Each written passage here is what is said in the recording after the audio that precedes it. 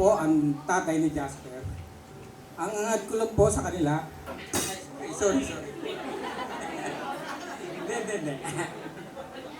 Umasenso sa buhay, magsama ng maayos, at higit sa lahat, magtulungan. Yun lang po, wala na po ako ibang sasabihin. Maraming salamat.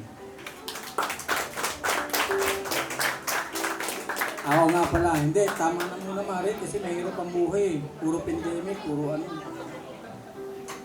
O ang hiling na ako Mari ko, kung pwede, dagdagan daw yung baby. Pero mas gusto ko yung lumaki na muna, parehas ng pamangkin ko, anak, apo ko. Ang pagitan nila napakalayo. Gusto ko yung ganun, para masaksi nila yung hirap at ginhawa, para malaman nila kung anong pamamaraan sa buhay. Yun lang po. Maraming salamat.